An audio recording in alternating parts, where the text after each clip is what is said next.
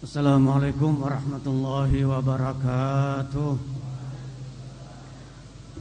Alhamdulillahirabbil alamin. Allahumma ya ni'mal maula wa ya ni'man nasir. Shalli wa sallim adada ilmik ala sayyidina Muhammadin man ja'altahu lana hirzan harizan wa ala alihi wa sahbihi wa ansurna bihi wal muslimina bi asrari wa yansurakallahu nasran aziza. Amma ba'd, hadirin hadirat rahimakumullah. Mohon maaf sebelumnya saya sering telat ya, karena badal maghrib saya ada pengajian dahulu di Masjid Al-Amin di daerah Kramat Jati. Mungkin juga ada sebagian jamaah kita yang dari Kramat Jati ini hadir di sini dari Masjid Al-Amin Kampung Karpus Kramat Jati. Dan sekalian, selagi saya ingat, saya mau mengundang baik kepada guru-guru kita, khususnya kepada orang tua kita Al-Habib Muhsin bin Idrus Al-Hamid dan segenap dewan guru yang lain, Habib Ja'far bin Muhammad Al-Bagir Al-Attas dan Syekh Ridwan Al-Amri, juga Habib Nabil, Habib Ramzi dan segenap para jamaah Majelis Rasulullah sallallahu alaihi wasallam. Kami akan mengadakan peringatan Maulid sekaligus haul daripada Sayyidil Walid, orang tua saya, abah saya Al-Habib Utsman bin Alwi bin Utsman. Jadi beliau ini cucu daripada Al-Habib Utsman bin Abdullah bin Agil. Sering kita mendengar nama Habib Utsman, Mufti Betawi. Orang tua saya cucunya. Ini peringatan haul daripada Habib Utsman. Orang tua saya bukan Habib Utsman Mufti Betawi. Adapun Habib Utsman Mufti Betawi, pernah kita dengar dari keluarga bahwasanya beliau berwasiat tidak mau diadakan haulnya. Namun bukan berarti tidak boleh. Sementara kita dengar dari orang-orang tua, dari baik itu anak maupun cucu beliau yang masih ada, memang tidak diadakan. Mungkin ada segenap yang hadir pernah mendengar, terutama di kalangan habaib khususnya. Jadi yang kami adakan haulnya ini, cucunya itu orang tua saya, dan sekaligus Maulid Agung, haul Sayyidil Walid yang ke-19, Maulid Akbar yang kami adakan di kediaman kami, sekaligus nanti mungkin para jamaah dewan guru di sini mohon doanya untuk kelancaran pondok pesantren yang sedang kami bangun, Ma'had Al-Imdad, pondok pesantren Al-Imdad. Kalau kemarin tahun-tahun yang lalu kita pakai lapangan dan ada tetangga punya garasi kendaraan, namun sekarang kita acara intinya di dalam pondok pesantren Al-Imdad. Kapan waktunya? Tanggal 7 Februari. 7 Februari Sabtu malam Ahad, Lailatul Ahad. Tanggal 7 Februari. Dimohon kehadirannya bagi yang tidak berhalangan atau juga mungkin yang tidak memiliki kebutuhan yang mendesak, kepentingan yang sangat-sangat mendesak, dimohon kehadirannya. Mudah-mudahan saya doakan biar banyak jamaah Majelis Rasulullah ini yang hadir, insyaallah ya. Insyaallah akan hadir. Hadirin hadirat rahimakumullah. Masih di awal pembahasan masalah salat. Salat yang merupakan tiang agama. As-salatu imaduddin, faman aqamaha faqad aqamaddin wa man tarakaha faqad hadamaddin. Di dalam surah Al-Isra yang kita baca yang lalu, wa aqimis salata liduluki syamsi ila ghasaqil laili wa qur'anal fajr inna qur'anal fajri kana mashhuda. Ada lagi ayat yang lain, wa aqimis salata tarafayin nahari wa zulafa minal laili innal hasanati yudhibna sayyiat dzalika dzikra lidzakirin. Ini juga waktu salat. Wa aqimis salata tarafayin nahar, dirikanlah salat di kedua penghujung siang. Yang dimaksud kedua penghujung siang adalah pagi dan sore, pagi dan petang. Wa zulafa minal lail, dan sebagian daripada awal waktu malam. Sebagian daripada awal waktu malam di sini mencakup kelima waktu salat. Dari waktu pagi itu subuh, pertengahannya zuhur, dan di penghujungnya asar, subuh, zuhur dan asar. Wa aqimis salata tarafayin nahar, itu. Wa zulafa minal lail, maghrib dan isya. Wa zulafa minal lail innal hasanati yudhibnas sayyiat. Sesungguhnya perbuatan-perbuatan baik itu dapat menghapuskan keburukan dan dosa-dosa. Dzalika dzikra lidzakirin. Itulah peringatan bagi orang-orang yang selalu ingat kepada Allah Subhanahu wa taala. Hadirin hadirat rahimakumullah. Alhamdulillah kita bisa berkumpul kembali di masjid yang kita cintai ini, yang mudah-mudahan bertambah cahayanya di dalam hati dan qalbu kita, amin. Bertambah ilmu kita yang bermanfaat dan dijauhkan dari ilmu yang tidak bermanfaat. Allahumma inna nas'aluka ilman nafi'a wa rizqan wasi'a wa amalan salihan mutaqabbala. Allahumma inna na'udzubika min ilmin la yanfa' wa qalbin la yakhsha' wa amalin la yurfa' wa du'ain la yusma' birahmatika ya arhamar rahimin. Dengan sanad yang bersambung dari kami, dari guru-guru kami hingga kepada pengarang kitab Al-Imam Al-Arif Billah Al-Habib Ahmad bin Zain Al-Habasyi. Beliau mengatakan di dalam kitabnya Ar-Risalatul Jami'ah ila an qala, hingga perkataan beliau, wa yushtaratu li sihhati salati ma'rifatu dukhulil waqti biyaqinin aw ijtihadin aw ghalabati dhannin. Disyaratkan untuk sahnya salat yaitu yang pertama ma'rifatu dukhulil waqti biyaqin, mengetahui masuknya waktu dengan yakin. Dengan yakin di sini di dalam syarahnya baik itu Bahjatul Wasail Syekh Muhammad bin Umar Nawawi Al-Bantani rahimahullah. Syekh Nawawi Al-Bantani banyak mensyarahkan kitab-kitab salaf dahulu. Kitab Imam Ghazali beliau syarahkan Bidayatul Hidayah, dan syarahnya berjudul Maraqil Ubudiyah.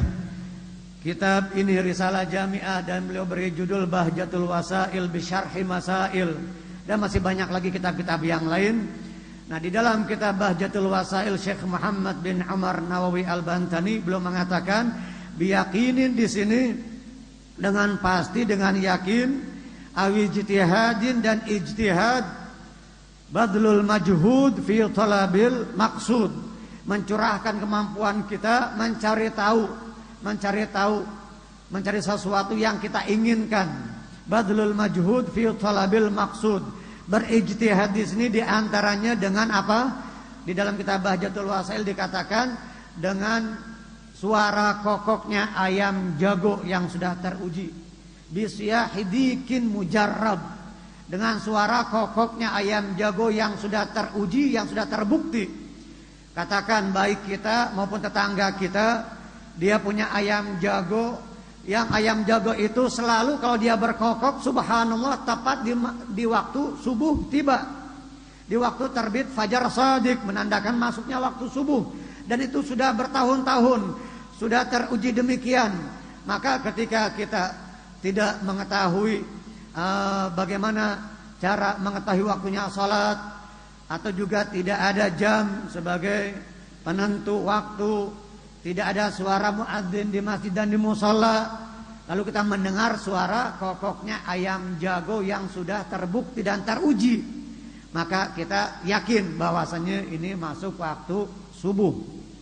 Au bi khiyatatin, atau juga dengan menjahit. Seseorang punya profesi keahlian dia menjahit atau yang lainnya, katakan di situ menjahit. Di dalam kitab Bahjatul Wasail tersebut dia biasa membuat satu potong baju, katakan 2 jam. Tadi dia memulai menjahit bajunya itu jam 10 pagi. Karena memang dia sudah lazim, sudah sering kali kalau dia menjahit satu potong baju itu kurang lebih sekitar 2 jam, maka ini berarti sudah masuk waktu zuhur, sudah sekitar jam 12-an. Atau juga dengan profesi yang lain, bahkan mungkin dia dengan wiritannya, dikatakan di dalam kitab tersebut, dia membaca sholawat, katakan 1000 kali berapa? Sholawat 1000 kali katakan 1 jam. Tadi dia mulai jam 11, berarti sekarang ini sudah masuk waktu zuhur, waktu menunjukkan pukul 12. Karena seringkali kalau dia baca sholawat 1000 kali itu waktunya 1 jam. Karena itu sudah teruji dan sudah terbukti. Dengan catatan sudah teruji dan terbukti. Kalau baru hanya 1-2 kali belum teruji, itu tidak bisa. Tidak dikatakan ijtihad. Tidak dia berusaha, berupaya untuk mencari tahu. Atau juga dengan berjalan kaki.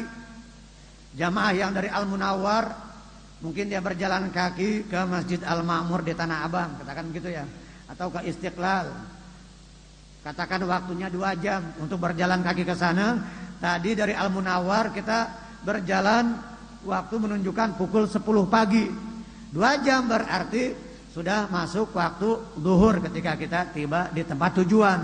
Karena kita sudah sering kali berjalan kaki, waktunya seperti itu, tidak meleset. Atau juga dengan keahlian dan pekerjaan yang lainnya yang sudah terbukti dan teruji. Sekali lagi, itu termasuk daripada bagian ijtihad.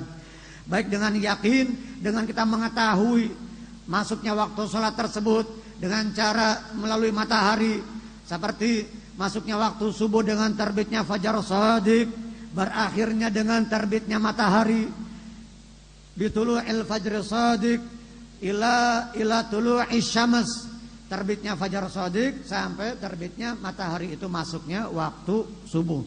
Kalau kita sudah mengetahui waktu-waktu itu, tentu kita bisa dengan mudah, dan cuaca cerah bagus, umpama di waktu zuhur dan asar dan seterusnya dan seterusnya. Atau juga dengan kita mengetahui dari orang yang dapat dipercaya, orang yang fiqh, orang yang fiqh yang dia mengetahui masuknya waktu salat. Atau juga dia mendengar muadzin yang mu'taman, yang dapat dipercaya. Itu juga bagian daripada kita mengetahui masuknya waktu dengan yakin. Karena orang yang fiqh yang dapat dipercaya tadi, dia melihat langsung tanda-tanda masuknya waktu salat, atau dia mendengar muadzin yang dapat dipercaya. Sehingga di dalam hadis dikatakan al-imamu dhaminun wal muadzinu mu'taman. Imam salat dhamin, dia penanggung jawab, dan dia menjadi perwakilan, wakil kita di dalam berkhitab, berdialog dengan Allah Subhanahu wa taala. Makanya yang diutamakan tentu yang lebih menguasai masalah fikih, khususnya fikih salat, fiqh salat, yang dikedepankan, yang dimajukan untuk menjadi imam. Tentu bukan hanya ilmu saja, kesalehannya juga dari segi dia tuanya, juga dari kalau dia memiliki kelebihan, dia dari bangsa Quraisy, dia sulalah, dia min ahlil baitin Nabi sallallahu alaihi wasallam. Ini juga ada hadis dikatakan qaddimu Quraisyan, qaddimu Quraisyan, dahulukan dari bangsa Quraisy dan seterusnya, khususnya masalah salat, masalah fikih yang harus kita ketahui. Walaupun mungkin dia lebih muda, ada orang yang lebih tua namun dia kurang paham masalah salat, masalah fikih, maka yang lebih utama al-afdal, al-aula adalah yang muda tadi. Walaupun dia lebih muda usianya, tapi dia lebih paham, memahami masalah fikih salat khususnya. Ma'rifatu dukhulil waqti biyaqinin aw ijtihadin, dengan berijtihad tadi, mencari tahu. Au ghalabati dhannin, atau juga dengan sangkaan, dugaan yang kuat. Ghalabati dhannin, dengan dugaan sangkaan yang kuat, seperti tadi dia mengira ini sudah masuk waktu dengan cara dia membaca wirid, dia mendengar sesuatu tanda yang menandakan masuknya waktu sholat, dan itu sudah teruji dan terbukti, maka itu juga termasuk hal-hal yang diperbolehkan bagi dia, sudah boleh melaksanakan salat. Fa in shalla ma'a syakki lam tasihha salatuhu. Jika dia salat padahal dia syak, ragu, dengan keraguan, maka tidak sah salatnya. Jadi harus yakin. Baik yakin tadi dengan pembahasannya, atau juga dengan berijtihad, au ghalabati dhannin, atau juga dengan sangkaan, dugaan yang kuat. Kalau dia masih syak, jadi ada 3 tingkatan mengenai dugaan ini. Yang pertama al-wahmu, dalam kitab disebutkan al-wahmu. Al-wahm ini sangkaan, dugaan yang lemah, kurang dari 50%. Kurang dari 50% disebut waham. Kalau setengah-setengah, 50-50, 50% itu disebut syak, ragu. Nah ragu ini, syak ini 50% ke iya, 50% juga ke tidaklah. Antara na'am dan la-nya itu setengah, sama 50%. Itu disebut syak. Nah sementara kalau dugaan kita lebih kuat, melebihi 50%, itu disebut dhon. Dhanna yadhunnu, menyangka atau menduga, dugaan yang kuat yang lebih daripada 50% untuk kepada na'amnya, kepada kebenarannya. Au ghalabati dhannin fa in shalla ma'a syakki lam tasihha salatuhu. Maka jika dia salat dengan keraguan tadi belum sampai tingkatan dhon, masih syak, maka tidak sah salatnya. Wa yushtaratu ma'rifatul qiblah, dan yang berikutnya syarat sahnya salat adalah mengetahui arah kiblat. Arah kiblat yang dahulu pernah Nabi sallallahu alaihi wasallam bersama para sahabat, kiblatnya itu ke Masjidil Aqsa di Baitul Maqdis di Palestina. Lalu Nabi lebih mencintai Ka'bah, lebih mengharapkan agar Allah Subhanahu wa taala memalingkan ke arah Ka'bah dan menjadi kiblat beliau dan kaum muslimin sebagai umat beliau sallallahu alaihi wasallam. Akhirnya Allah taala memalingkan kiblat sesuai dengan apa yang disukai dan dicintai oleh Rasulullah sallallahu alaihi wasallam. Hingga di dalam pertengahan salat Nabi selalu dongak, selalu melihat ke atas, selalu menengadahkan dan melihat ke atas. Itu kalau Nabi. Kalau kita enggak boleh. Kita salat sunnahnya melihat ke tempat sujud. Jangankan Nabi, wali saja mereka walaupun ada di antara mereka mungkin menoleh ke kanan, ke kiri, ke depan, pandangannya bukan ke tempat sujud, tapi hati mereka sudah nyambung, sudah nyantol sama Allah Subhanahu wa taala, sudah fokus, konsentrasi dengan apa yang dia baca, apa yang sedang dia lakukan. An ya'rifal insanu bima yaqulu wa yaf'al. Tapi kalau kita jangan coba-coba salat pakai noleh-noleh ke kanan dan ke kiri. Sementara kita belum paham, belum ngerti. Yang fardu, yang rukun, yang sunnah-sunnah kita belum ngerti, belum paham. Maka kita manteng melihat ke tempat sujud. Melihat ke tempat sujud. Lain lagi mungkin kalau sudah ulama yang soleh, yang dia arif billah, yang dia sudah konsentrasi fokus di dalam bacaannya, dan dia hanya wajahnya mungkin yang berpaling atau yang menoleh, sementara hatinya tidak menoleh. Kalau kita mungkin terbalik, wajahnya ke tempat sujud tapi hati kita yang menoleh. Kalau wajah saja kita makruh menoleh, bagaimana kalau hati yang menoleh? Kalau hati yang berpaling dari Allah Subhanahu wa taala. Ini disyaratkan juga mengetahui arah kiblat. Kalau kita di dalam Masjidil Haram di hadapan Ka'bah, maka kita wajib melihat ainul qiblah, wajib menghadap jihah kita, jihatul qiblah, arah kiblat kita langsung ke Ka'bahnya, ke ainul qiblah, itu Ka'bah. Sementara kalau kita di sini jarak yang cukup sangat jauh ribuan kilometer, ya maka hanya arahnya saja, hanya jihatul qiblah. Tidak mungkin kita sampai tepat sampai ke ainul qiblah atau sampai ke Ka'bah. Nah sementara para ulama-ulama telah merancang dan telah menjelaskan kepada kita bagaimana, bahkan di dalam kitab juga, di dalam kitab Sayyidil Jad Al-Habib Utsman bin Yahya, beliau ada kalau di Jakarta ini dari barat tepat, dari arah barat tepat itu ke kanan namanya barat daya ya. Barat daya apa barat apa? Barat laut ke arah kanan itu sekitar 20 hingga 25 derajat. Antara 20 hingga 25 derajat dari barat tepat ke kanan sekitar antara 20 hingga 25 di dalam ketetapan fatwa beliau di dalam kitabnya. Ini arah kiblat harus kita ketahui, kecuali kalau dia salat sunnah di dalam kendaraan nafilatus safar, maka kiblatnya itu kemana kendaraannya itu menghadap. Kemana kendaraannya itu menghadap, dia menuju ke Surabaya ke arah timur, berarti dia kiblatnya ya ke arah Surabaya, ke arah timur, karena ke arah kendaraannya menghadap. Kalau di dalam salat sunnah di dalam kendaraan. Tapi di dalam salat fardu kalau dia bisa memungkinkan, maka ketika takbiratul ihram saja. Ketika takbiratul ihram saja dia wajib menghadap ke kiblat, seterusnya selepasnya dia berjalan. Tapi kalau memang memungkinkan. Lain lagi kalau kita di atas pesawat. Kalau di atas pesawat, para fuqaha mengatakan karena kita tidak jelas di mana arah kiblat, tidak mungkin kita tepat mengarah ke kiblat, maka kita salat li hurmatil waqti, untuk menghormati waktu, nanti kita ulang, wajib i'adah. Kita wajib mengulangnya ketika kita sampai di tempat tujuan. Tapi tetap salat wajib. Selama kita masih berakal normal, masih sehat, masih waras, tidak ada halangan untuk seseorang meninggalkan salat. Dia tidak bisa salat berdiri, maka dia salat duduk. Tidak bisa salat dengan posisi duduk, maka berbaring. Ittija', berbaring. Seperti mayat di dalam liang lahatnya. Kepalanya di arah utara, kakinya di arah selatan. Dia menghadap ke kiblat, berbaring ke arah kanan, sebelah kanan, dan menghadap ke kiblat.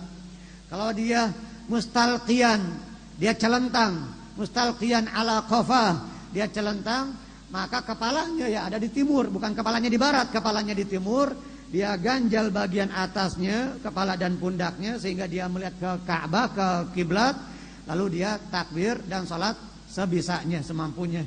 Ruku dan sujudnya hanya sedikit menundukkan kepala. Sebagaimana ketika kita sholat dalam keadaan posisi duduk, ruku menunduk sedikit, ketika sujud menunduknya lebih banyak. Menunduknya ketika sujud lebih banyak, lebih rendah dibanding ketika ruku. Namun waktu juga yang terbatas. Mungkin kita cukupkan sampai di sini pembacaan kita. Baru 2 itu ya, baru syarat sahnya sholat, masuk waktu, dan mengetahui arah kiblat. Semoga Allah Subhanahu wa taala limpahkan ilmu yang bermanfaat kepada kita, amin. Hati kita selalu khusyuk kepada Allah, amal kita selalu diterima oleh Allah taala, doa kita selalu didengar oleh Allah taala, amin ya rabbal alamin. Wa sallallahu ala sayyidina Muhammadin wa ala alihi wa sahbihi wasallam. Alhamdulillahi rabbil alamin. Assalamualaikum warahmatullahi wabarakatuh. Bismillahirrahmanirrahim. Alhamdulillahirabbil alamin. Allahumma ya ni'mal maula wa ya ni'man nasir. Shalli wa sallim adada ilmika ala sayyidina Muhammadin man ja'altahu lana hirzan harizan wa ala alihi wa sahbihi wa ansurna bihi wal muslimina bi asrari wa yansurakallahu nasran aziza. Rabbi syrah li sadri wa yassir li amri wa hlul 'uqdatam min lisani yafqahu qawli wa saddid lisani wahdi qalbi bihaqqi sayyidina Muhammad sallallahu alaihi wa alihi wa sahbihi wasallam. Wa bi sanadil muttasil ila al muallif rahimahullahu ta'ala wa adaman nafa'a bihi wa bi ulumi wa asrari wa nafahatihi fid darain amin. Radhiyallahu ankum. Wa yushtaratu ma'rifatul qiblati wa yajibu satrul aurati bisatirin tahirin mubahin wa yajibu raf'un najasati minal thawbi wal badani wal makan wa yajibu 'alal qadiri an yusalliyal fardha qa'iman.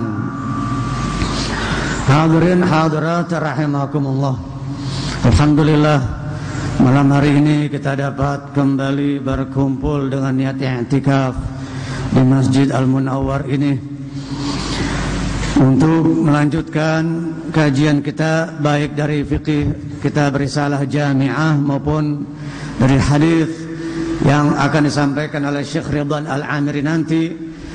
Semoga Allah Ta'ala terus menambahkan ilmu-ilmu yang bermanfaat kepada kita, amin. Dan dijauhkan oleh Allah Ta'ala dari ilmu yang tidak bermanfaat. Allahumma inna na'udzubika min ilmin la yanfa' wa qalbin la yakhsha' wa amalin la yurfa' wa du'ain la yusma'. Amin ya rabbal alamin.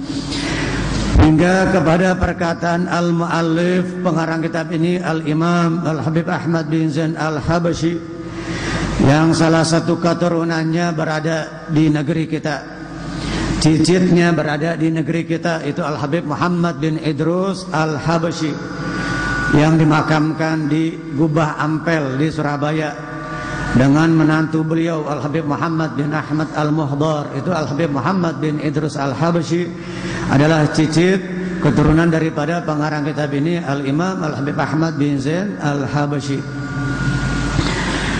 Beliau Al-Imam Al-Habib Ahmad bin Zain Al-Habsyi melanjutkan pembahasannya di dalam syurutu sihhatis shalah, syarat sahnya salat. Kemarin sudah kita baca syarat sahnya salat adalah mengetahui masuknya waktu dengan yakin, atau dengan kita berijtihad, atau dengan kuatnya sangkaan atau dugaan, au ghalabati dhannin. Fa in shalla ma'a syakki lam tasihha salatuhu. Jika seseorang dia salat dengan penuh keraguan, maka tidak sah salatnya. Keraguan yang levelnya masih setengah, 50%. Tapi kalau sudah mendekati 100% itu yang disebut dengan dhon, maka dia boleh ketika dia mengetahui masuknya waktu tersebut, walaupun tidak yakin tetapi dugaan dan sangkanya itu kuat, hampir mendekati yakin, itu boleh dan sah salatnya. Wa yushtaratu ma'rifatul qiblati, juga itu sudah kita baca pada minggu yang lalu. Disyaratkan juga ketika kita akan melaksanakan salat mengetahui arah kiblat, mengetahui kiblat, baik kalau di dalam Masjidil Haram atau sekitarnya kita melihat ainul qiblah atau ainul Ka'bah, zatnya, bendanya itu Ka'bah kita lihat yang menjadi kiblat kaum muslimin. Di dalam salat mereka semuanya berkumpul melihat atau mengarah kepada Ka'bah. Kalau orang yang di luar dari Masjidil Haram, terlebih lagi yang jauh seperti kita ini, maka cukup dengan jihah atau arah, jihatul qiblah, arah daripada kiblat tersebut. Namun yang kita sembah bukan Ka'bah. Ka'bah hanya batu, bangunan yang persegi 4. Bahkan di dalam bahasa, di dalam kitab Fiqhul Lughah, kullu bina'in murabba fahuwal Ka'bah, fahuwa Ka'bah. Setiap bangunan yang persegi 4 disebut Ka'bah. Kullu bina'in murabba, setiap bangunan yang persegi 4 disebut Ka'bah. Itu di dalam bahasa atau di dalam Fiqhul Lughah. Namun yang kita sembah tentu bukan Ka'bah, namun Rabbul Ka'bah, Allah Ta'ala pencipta dan Tuhan daripada Ka'bah tersebut. Ka'bah hanyalah batu.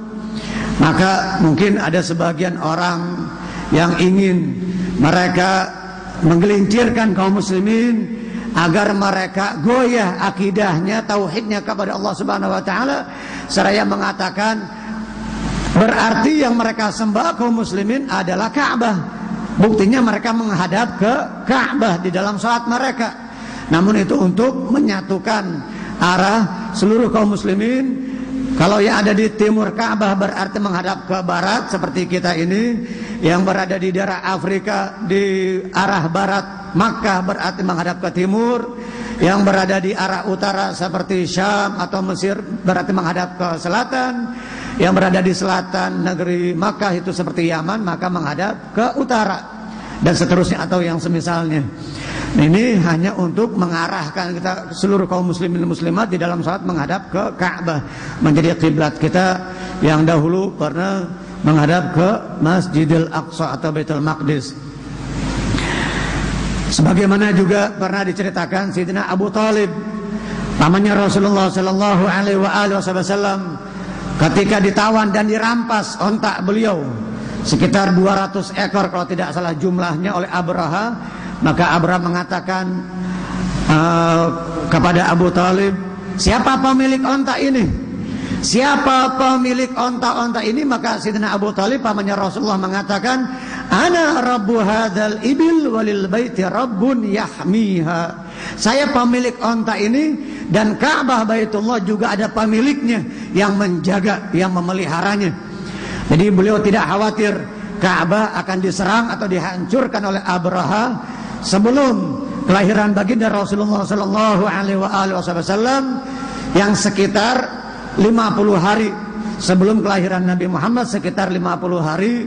Ini inda asahil aqwal, menurut pendapat yang paling masyhur, yang paling sahih, kejadian pasukan Abraha yang hendak menyerang Ka'bah dan menghancurkan Ka'bah 50 hari sebelum Nabi kita Muhammad sallallahu alaihi wasallam dilahirkan oleh ibundanya Sayyidah Aminah binti Wahab. Wa yushtaratu ma'rifatul qiblah, mengetahui qiblat, arah yang kita tuju ketika kita melaksanakan salat.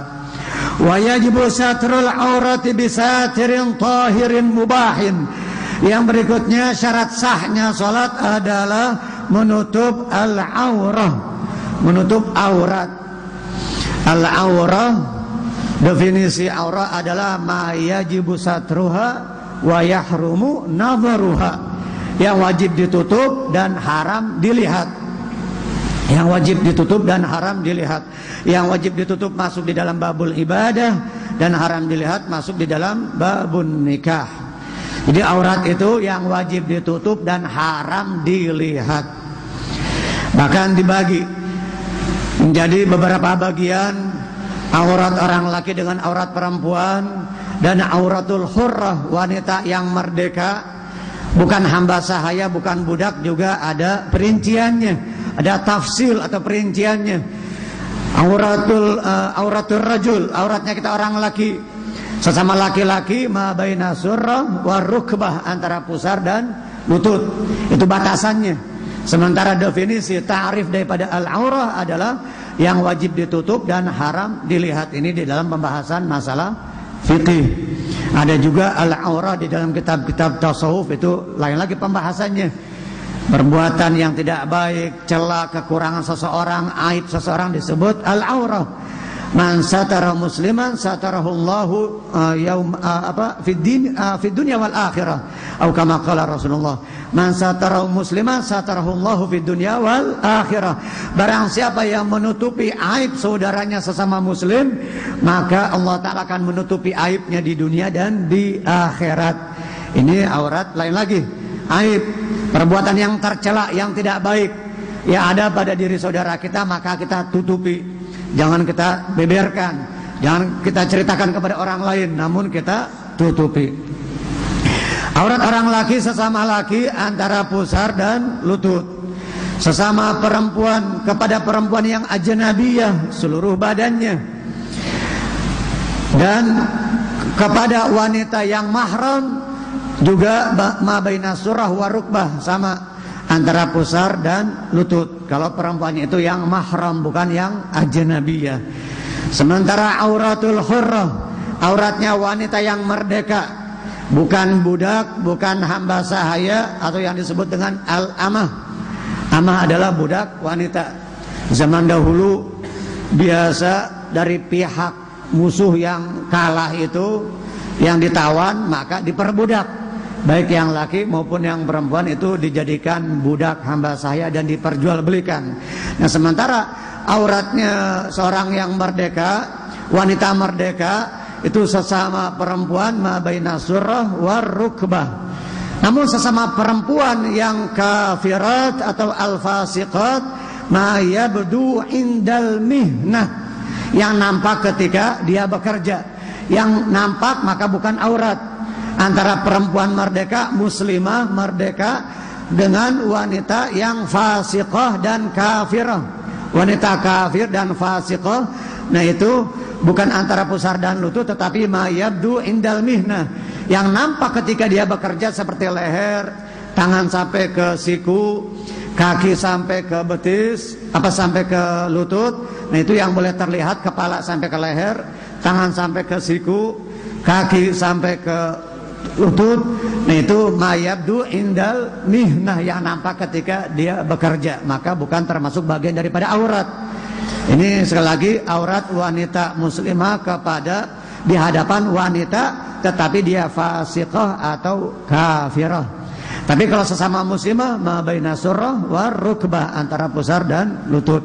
Juga inda rijalil maharim, di hadapan orang laki yang mahramnya juga ma baina surrah war rukbah, antara pusar dan lutut.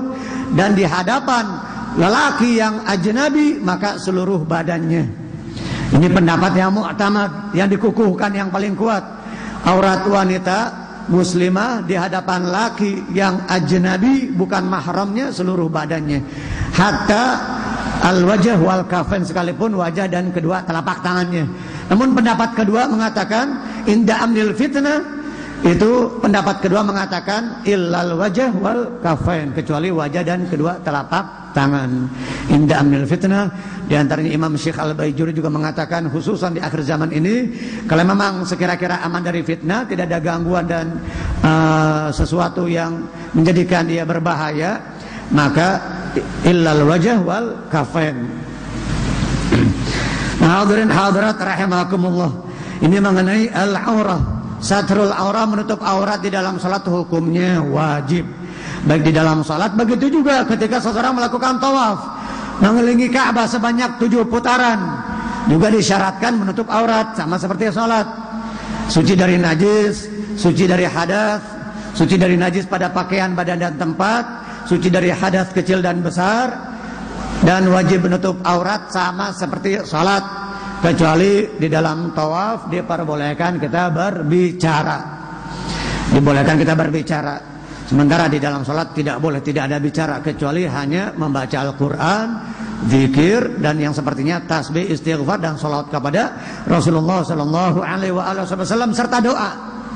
Sebagaimana salat itu sendiri, definisi salat adalah ad-du'a. As-salatu lughatan ad-du'a, wastilahan atau wasyar'an aqwalun wa af'alun muftatahatun bit takbir wa mukhtatamatun bit taslimi ghaliban. Itu sudah kita baca beberapa waktu yang lalu.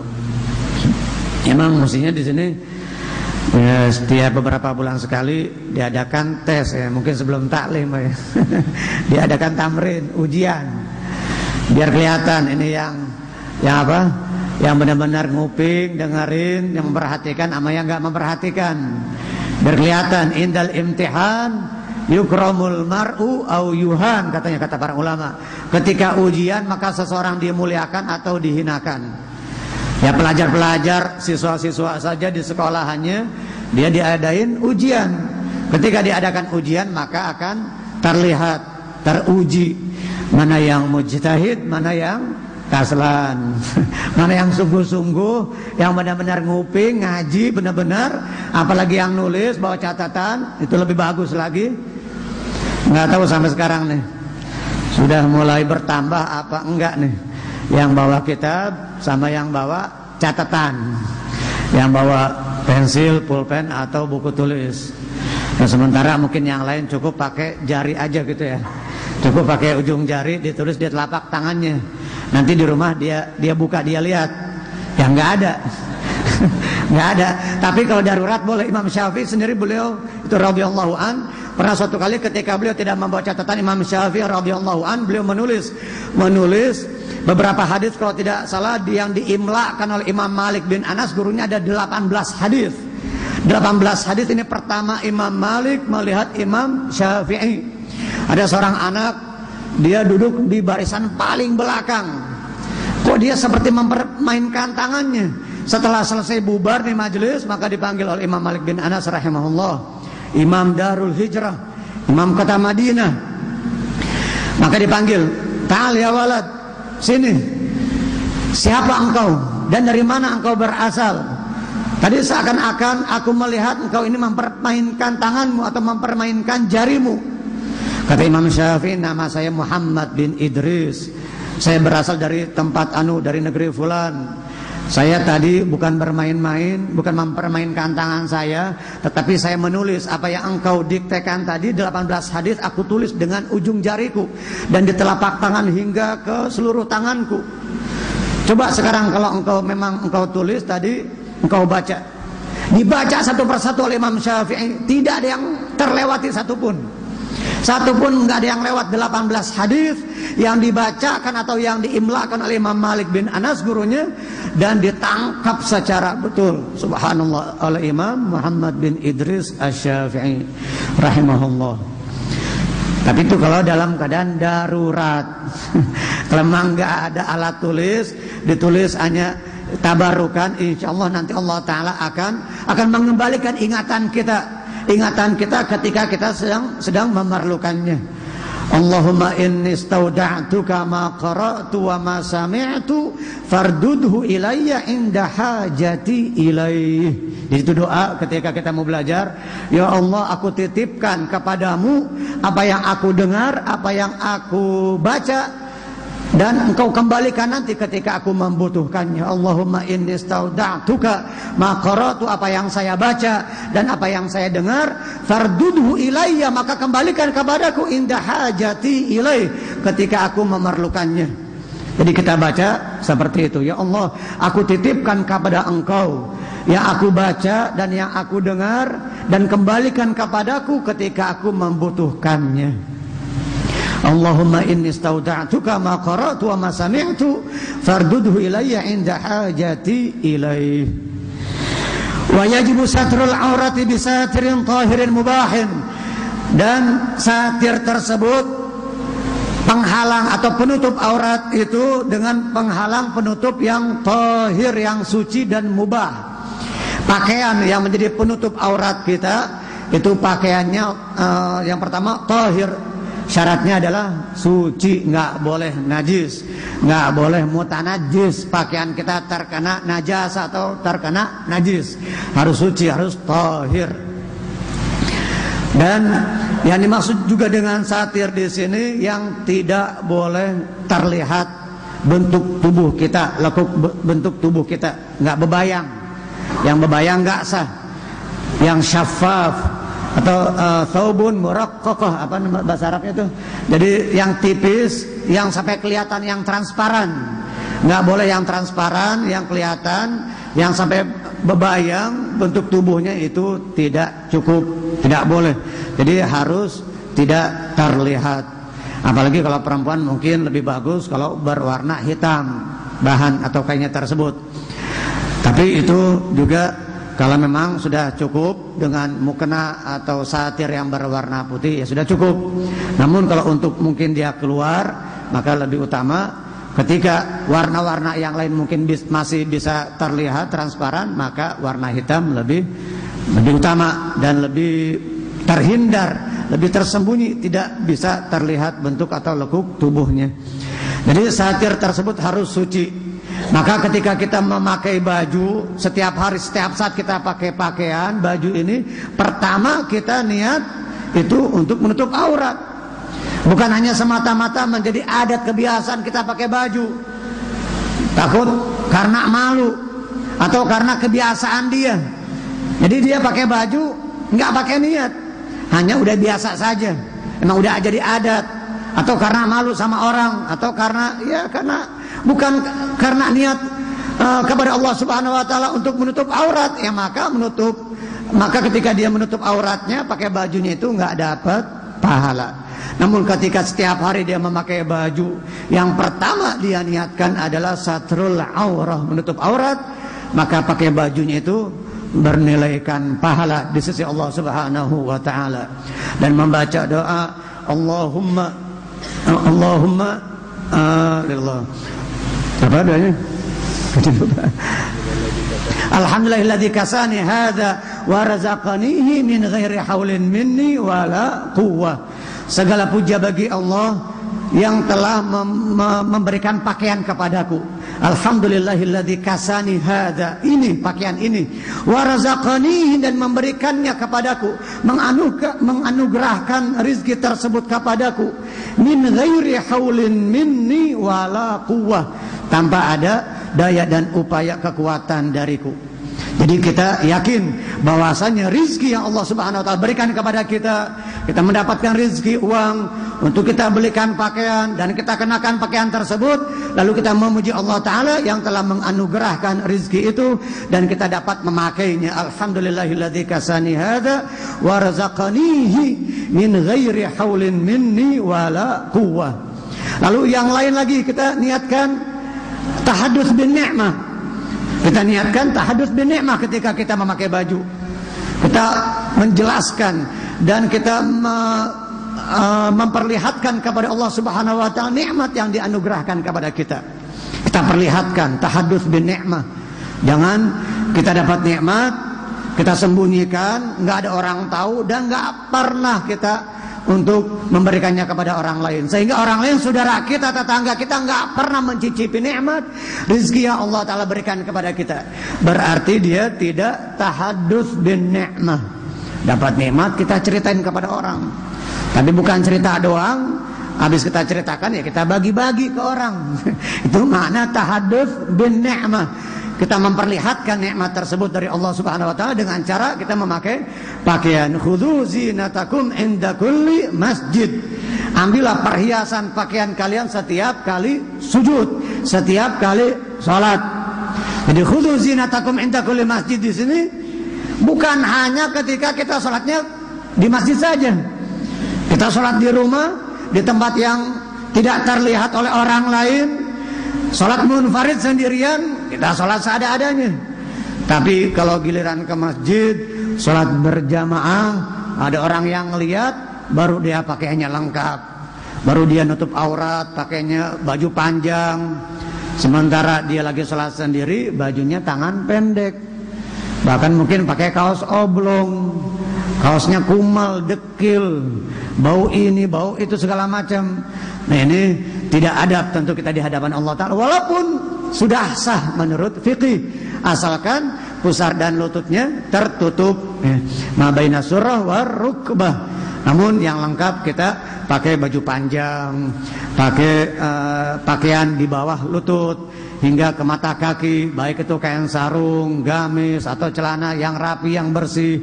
Kalaupun mungkin pakai celana, kita tambahkan dengan kita menggunakan siwak, pakai siwak.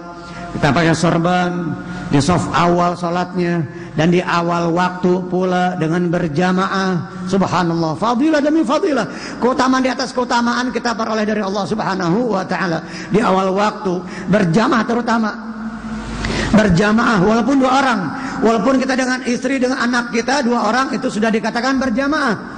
Namun yang paling utama tentu semakin banyak semakin bagus.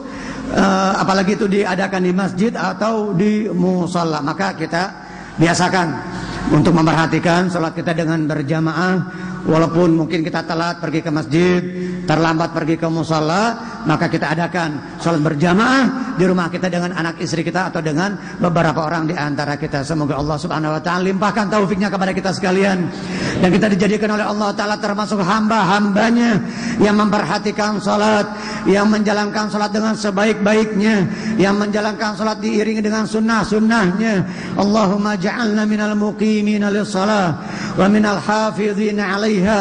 Allahumma ja'alna min ahli ruku' wa min ahli sujud ya rabbal alamin. Wa sallallahu ala sayyidina Muhammadin wa ala alihi wa sahbihi wa sallam, walhamdulillahi rabbil alamin.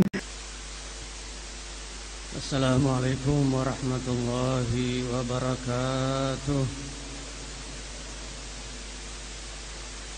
Bismillahirrahmanirrahim. Alhamdulillah, wassalatu wassalamu ala sayyidina Rasulillah, sayyidina wa maulana Muhammad ibn Abdullah wa ala alihi wa sahbihi wa mawala wa man iqtada bihudah wa la hawla wa la quwata illa billah. Amma ba'd. Ma'asyiral hadirin wal hadirat, kaum muslimin muslimat rahimakumullah, yang sama-sama kita hormati, kita cintai, teriring doa yang tulus dari lubuk hati kita. Kita muliakan guru-guru kita, Habib Ja'far bin Muhammad al-Baqir al-Attas, dan juga kakanda beliau Al-Habib Hud bin Muhammad al-Baqir al-Attas, dan juga Kiai Haji Ubaidillah Khalid Al-Habib Ramzi, kakanda dari guru kita Al-Habib Muhdir bin Fuad al-Musawa rahimahullah rahmatal abrar, segenap para orang tua, para sesepuh, pengurus Masjid Al-Munawwar seluruhnya, yang semoga Allah Subhanahu wa taala limpahkan hujan rahmat kepada kita saat ini. Setelah hujan yang berupa air yang mengguyur kota kita Jakarta ini sejak tadi malam hingga saat ini, mungkin masih rintik-rintik hujan, namun itu hujan salah satu rahmat Allah Ta'ala yang bisa kita jangkau oleh panca indera kita, bisa kita lihat, bisa kita rasakan. Namun di tempat ini ada hujan yang lain.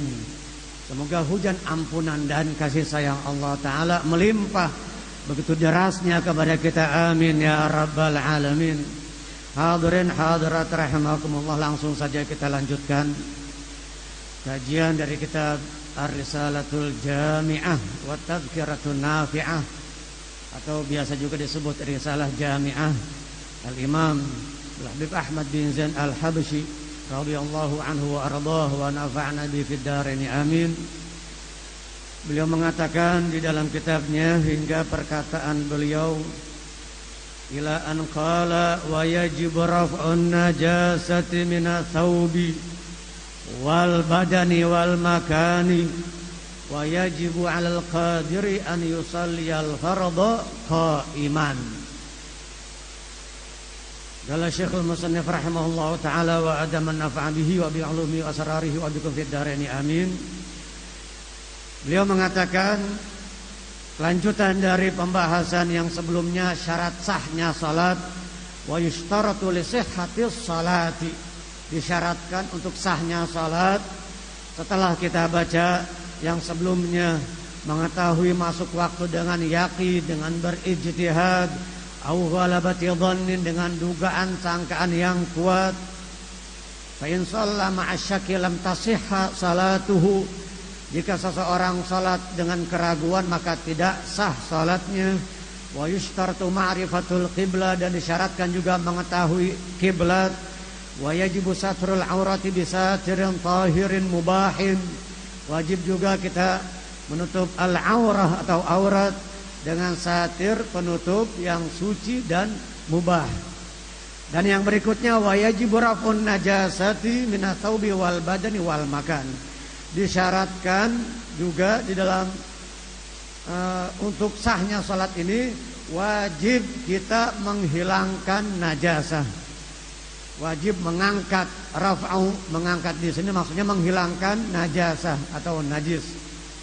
An-najasatu lughatan kullu mustaqdar, kullu mustaqdarin, segala sesuatu yang menjijikan.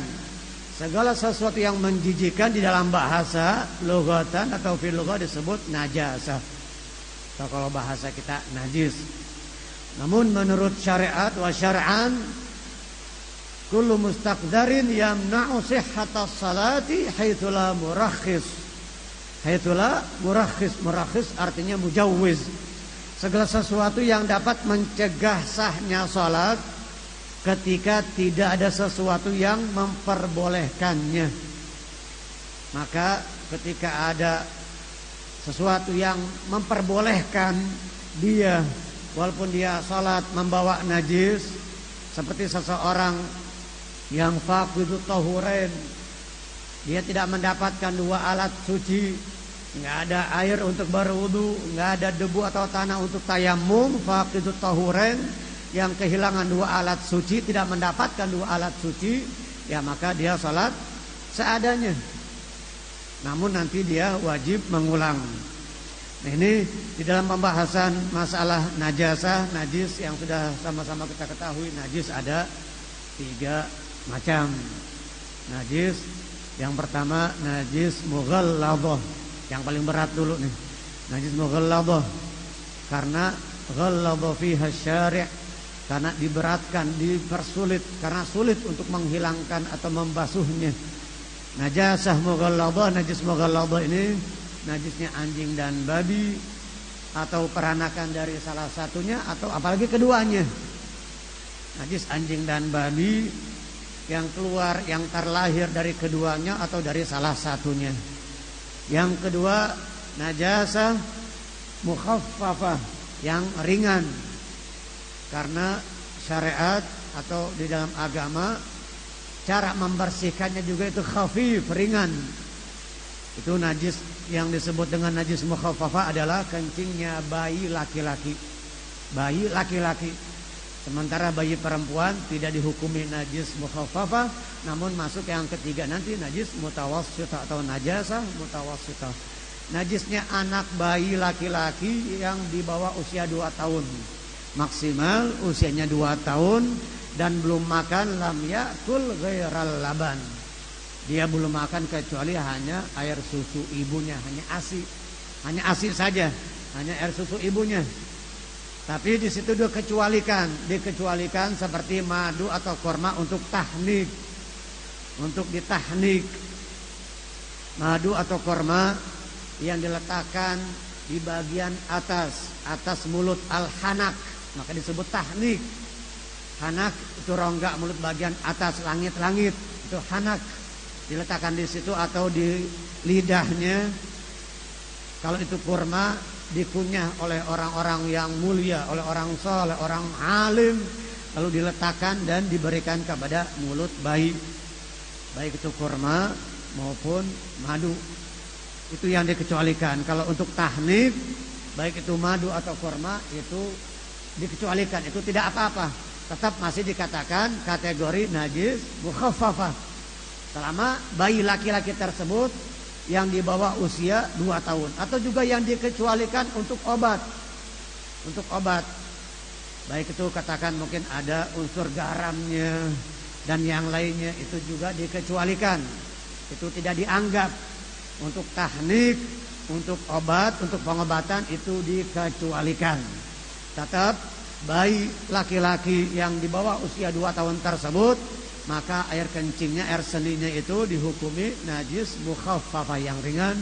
Cara membasuhnya juga mudah, ringan.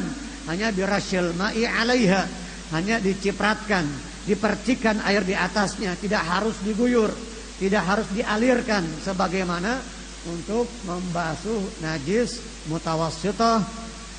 Dan yang ketiga itu yang disebut najis mutawassithah selain najis mughalladhah, anjing dan babi atau keturunannya, dan juga selain najis mukhaffafah, bayi laki-laki tadi itu air kencingnya. Nah, selain itu najis mutawassithah, najis mutawassithah yang pertengahan, seperti ar-raud, kotoran hewan, atau juga al-ghaid, kotoran manusia, kencing, darah, nanah, muntah, adam, wal qai dan seterusnya, al-khamar. Itu semuanya kategori najis pertengahan.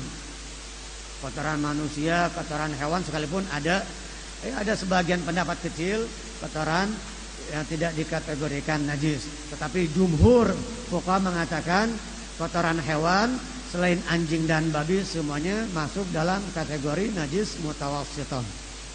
Kalau al-kalab wal khinzir, anjing dan babi semuanya najis mughalladhah. Baik kotorannya, darahnya, air liurnya semuanya najis mughalladhah.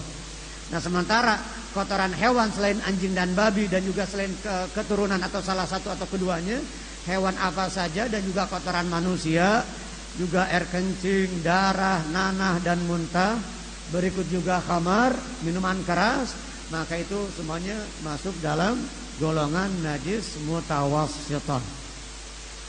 Nah, khamar juga ada yang disebut dengan al-khamru, ada an-nabidh.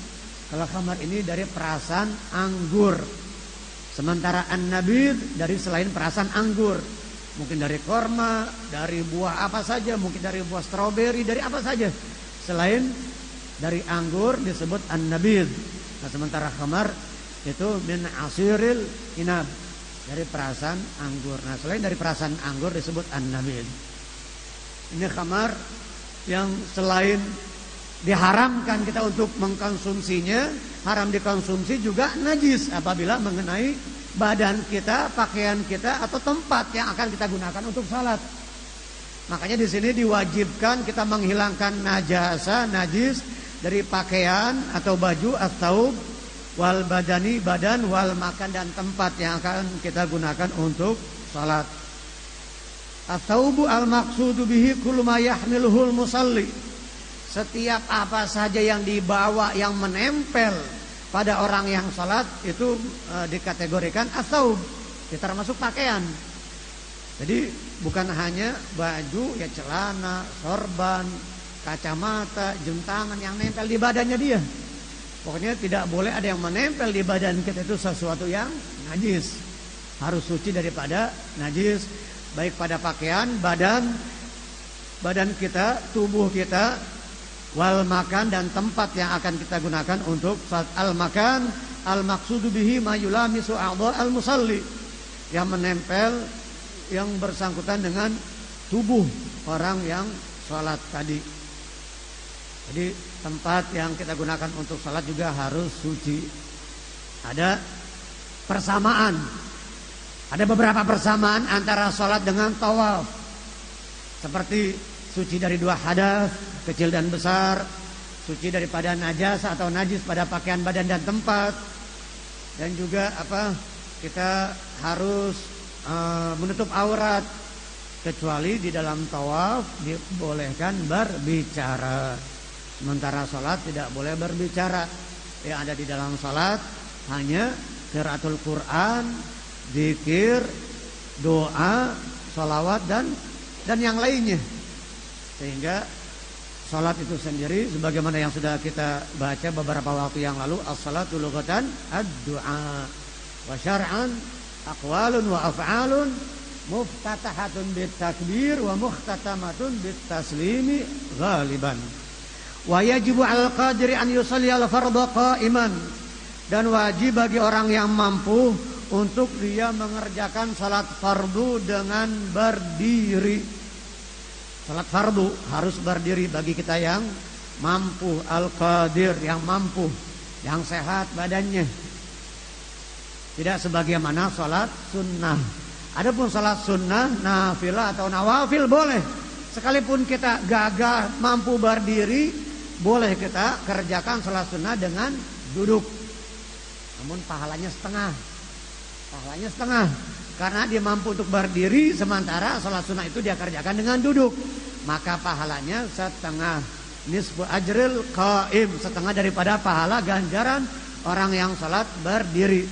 Tapi kalau dia salat fardu, dia kerjakan duduk karena ada udzur, halangan, alasan karena dia sakit, itu tidak dikurangi. Tetap pahalanya sempurna 100%. Karena dia sakit, maka salat fardu dia kerjakan dengan duduk. Maka ketika dia tidak bisa duduk, maka berbaring.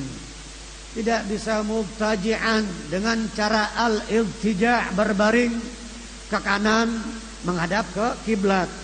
Sebagaimana sang mayat ketika di liang lahat, atau juga posisi ketika kita tidur. Sunahnya posisi ketika kita tidur juga berbaring ke sebelah kanan menghadap ke kiblat, untuk mengingatkan kita akan kembali ke alam barzakh. Kita akan berbaring di liang lahat, di dalam kubur.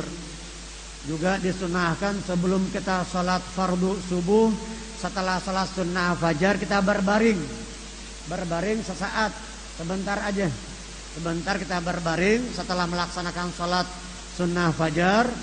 Sebelum sholat subuh yang fardu, kita berbaring ke sebelah kanan menghadap ke kiblat sambil membaca Allahumma rabba Jibril wa Mikail wa Israfil wa Muhammadin sallallahu alaihi wa alihi wasallam ajirni minan nar, atau ajirna minan nar. Itu yang kita doa ketika berbaring sesaat, sebentar.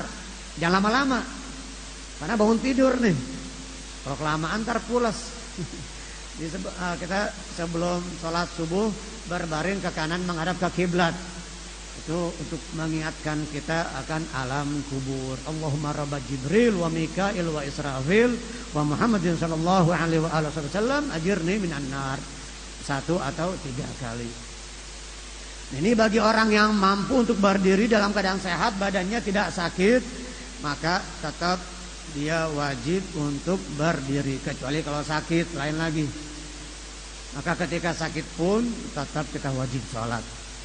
Jangankan baru sakitnya hanya tidak bisa berdiri, sekalipun kita sudah sakit parah, waliyadzubillah, semoga Allah subhanahu wa ta'ala sehatkan badan kita, amin.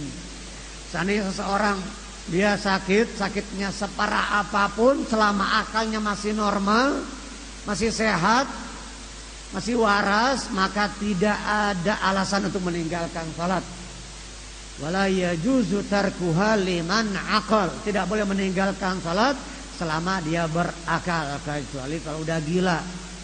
Kecuali kalau dia nggak sehat, nggak waras akalnya, udah gila, berarti dia nggak wajib. Orang gila nggak wajib salat. Orang gila nggak wajib salat karena tidak sempurna akalnya. Tapi kalau orang murtad, wajib dia mengqadha salatnya ketika di masa murtadnya, ketika dia keluar daripada Islam. Ini mengenai masalah najasah, masalah najis, ini najis yang zahir. Selain tadi dibagi menjadi mukhaffafah, mughalladhah, mutawassithah, juga ada najasah ainiyah dan najasah hukmiyah. Itu juga pernah saya singgung. Najasah ainiyah yang terlihat, yang ada rasa, warna dan baunya. Sementara najasah hukmiyah hanya dihukumi hukumnya saja, hanya dihukumi saja najis, sementara sudah tidak ada rasa, bau dan warnanya. Allati la launa wala riha wala ta'ma laha. Maka cara membersihkannya juga mudah, asal diguyur karena sudah tidak ada rasa, warna dan baunya. Nah, tetapi kalau najasa itu najis ainiyah yang terlihat ada barangnya, jirim atau bendanya, itu harus kita hilangkan. Harus kita hilangkan bendanya, najisnya, kecuali dimaafkan kalau itu lillahi Muhammad Rasulullah, kalau itu ada najis yang yu'fa anha, yang dimaafkan. Najis yang dimaafkan seperti ma la yudrikuhat tarfu, yang tidak bisa dilihat oleh mata kita. Seperti ada najis sedikit yang ada di mulutnya lalat, di moncongnya lalat, kita lihat itu lalat baru saja hinggap pada kotoran, pada najis, lalu dia nemplok hinggap di air yang akan kita gunakan untuk berwudu. Sementara airnya itu dunal kullaten, kurang dari 2 kullah. Jadi air yang sedikit, maka itu yu'fa anha, itu dimaafkan. Atau juga dari gubarus sirjin, dari uap atau asap pembakaran najis, itu juga dimaafkan, ma'fu atau yu'fa anha.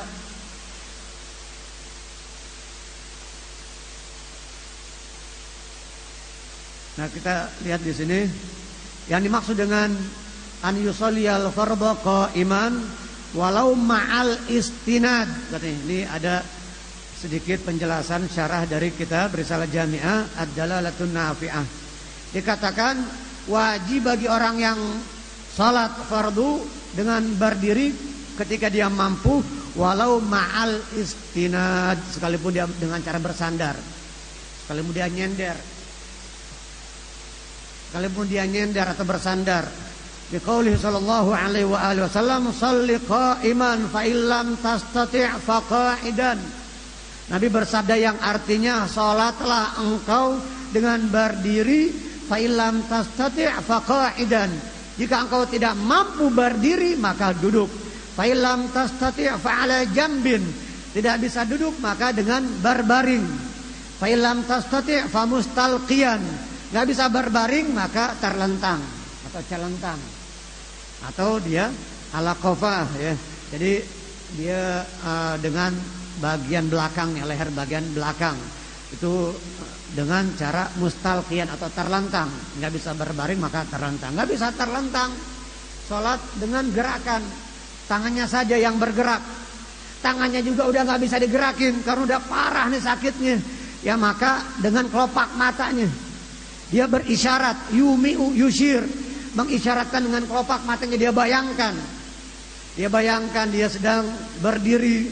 Setelah itu dia berdiri membaca Fatihah dan surah, maka dia ruku, i'tidal, sujud dan seterusnya, maka dia berisyarat dengan kelopak matanya. Setelah itu udah nggak bisa bergerak, walaupun matanya udah nggak bisa digerakin, maka dia salat ajral arkan ala qalbi, dengan hatinya, pakai hati. Dia bayangkan, dia hayalkan, dia bayangkan dia sedang sholat. Jadi pakai hati aja udah. Hanya dengan hati saja dia sholat. Udah gak bisa begitu juga, disolatin. Takbirin 4 kali. Kabir arba'an liwafatihi. Dikatakan di dalam syarah Imam Syafi'i radhiyallahu an, man Muhammad Rasulullah, wa man lam yaduk dullat ta'allumi sa'atan tajarra'a dullal jahli tula hayatihi. Siapa orang yang tidak mau merasakan lelahnya, hinanya belajar, man lam yaduk dullat ta'allumi sa'atan tajarra'a dullal jahli tula hayatihi, maka dia akan merasakan hinanya kebodohan sepanjang hidupnya. Wa man fatahu ta'limu waqta syababihi, dan siapa luput bagi dia belajar ketika masa mudanya, dia enggak belajar ketika masa mudanya, fakabbir alaihi arba'an liwafatihi, maka takbirkan 4 kali atas kematiannya. Ketika seseorang dia berlalu masa mudanya, tidak dia gunakan untuk belajar menuntut ilmu agama atau apa saja yang bermanfaat, ya hal-hal yang positif, maka kata Imam Syafi'i, fakabbir alaihi arba'an liwafatihi, takbirkan 4 kali atas kematiannya. Ini jamaah majelis Rasulullah ini yang mayoritas para pemuda, maka kita gunakan masa muda kita dengan sebaik-baiknya, dengan seoptimal mungkin. Jangan sampai kita menyesal, karena ini adalah masa yang paling berharga, yang paling kita bisa mengerjakan apapun yang kita inginkan untuk meraih cita-cita, baik untuk masalah yang utama, yang akhirat maupun masalah dunia pun ketika masih muda. Kita tanya kepada orang-orang tua, kepada orang-orang yang sudah sepuh, apa yang paling ia sesali di masa muda? Tentu yang paling ia sesali adalah ketika masa mudanya berlalu dan tidak dia gunakan untuk hal-hal yang positif, apalagi terutama untuk dia belajar agama, untuk mengaji. Ini terakhir daripada pembahasan masalah syarat sahnya salat, dan yang berikutnya nanti kita akan masuk ke furudus salah atau arkanus salah. Fardunya salat atau juga disebut arkanus salah sama saja, baik furudus salah maupun arkanus salah. Fardunya salat maupun rukun salat ada 17. Sebagian fuqaha mengatakan 13. Baik yang mengatakan, yang berpendapat 13 maupun 17 sama, benar dua-duanya.